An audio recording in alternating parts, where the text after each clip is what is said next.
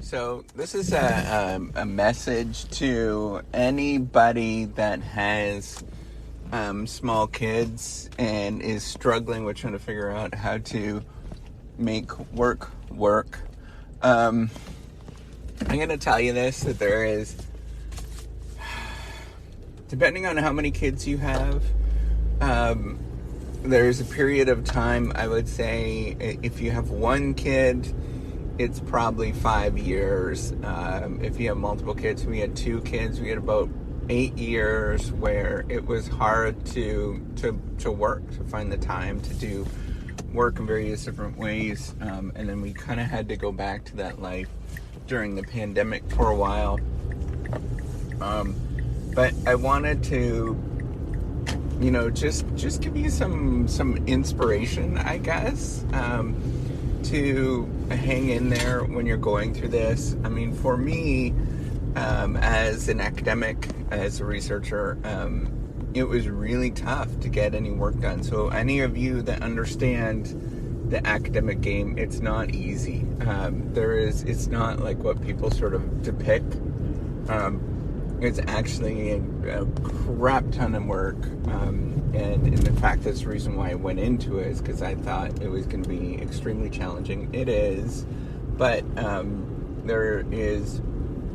it's also problematic when it's like that, right? Because you have to work so darn much all the time, that when the demands on you, like having a kid, are there, it really sort of rips you apart, and people sort of compare, and that they don't think that you're doing anything and all this kind of stuff. And in the meantime, you've got multiple hats going on. You're kind of freaking out. But I just wanted to I was thinking about that this morning as I'm going to work early. I could never do that before. So what would happen in my life is, so I'm an early person. I like to get up.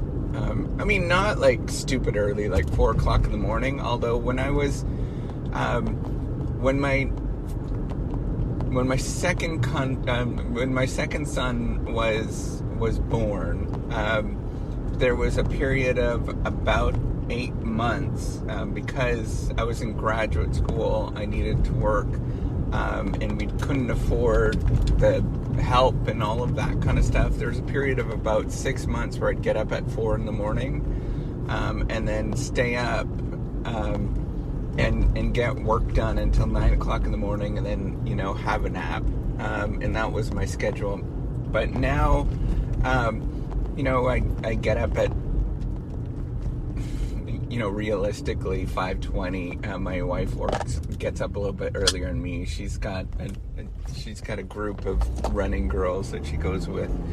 But we get up bright and early, and then I can get some work done. I can go and go to the office and actually get some work done. But when my kids were small, there's no way that would happen. For a period of about 8 years. Because what would happen would be, if I got up early, then my kids would get up early. And then the whole thing, everybody would be tired and grumpy, and I'd be stressed out because I'd be thinking about work. My kids would be, so tired and grumpy, and it was just awful, right? Like, I used to get up at 5 in the morning. That was kind of my schedule for a long time. It was just getting up at 5 in the morning, getting a couple hours of work in, and then doing my thing. But then when my kids were small, I'd get up at 5 in the morning. They'd be up 5 minutes later, crawling into bed, and then they couldn't sleep. And then I'm sitting there trying to console them.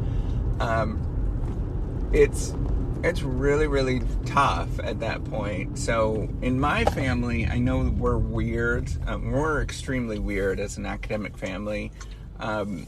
We share workloads because both of us are professionals. And my wife does more of the planning because she likes to do that kind of stuff. That's who she is. But I would say that we're pretty, in my view, we're pretty 50-50. But, when we're sort of doing things, we balance it back and forth. And it's like crazy challenging though, right? Because most academic families, what they end up doing, it's like if you're in corporate law, you have, you know, a spouse. Generally, it's the wife stays at home, watches the kid, and then dad goes into work. And then, you know, I was constantly compared against, you know, those families that happens. And in meantime, I'm like, this is nuts. So, you know, I couldn't imagine if you're a single parent, because you have all responsibility and you can't sort of cycle off. But, you know, I just want to give you encouragement when you're going through this, and it seems like a struggle. I don't know. So first of all, other people around you are pretty crummy. They're not going to recognize any of this kind of stuff. So you got to push back. You have to put up your guard and just say, I'm good enough. The other thing is, you know, just live your life as best as you possibly can, and stop being like hard on yourself, right? Like, there's only so much you can do, and even today, there's lots of days where I'll get a phone call and I got to run to the school or whatever, right? Because I'm more flexible. That's the career. You have more flexibility as long as you're working all the time. You know, my wife has not. She's got clients that come in, and it's harder for her to rush out.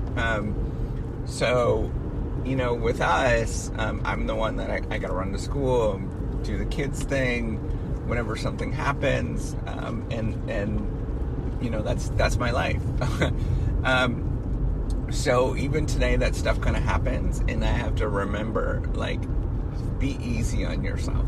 In fact, I want you to remember that it's not only just being easy on yourself. That's exactly what life is about, is doing these kind of things. And when you look back later on, you'd be like, oh, wait a minute, that was actually really cool. So now I look back and I'm like, yeah, actually, I really enjoyed those moments when my little kiddos would come into my bed at 5 a.m, and I'd have to put up my laptop, and I had to snuggle with them and just lay with them. That was pretty fun to be able to do that.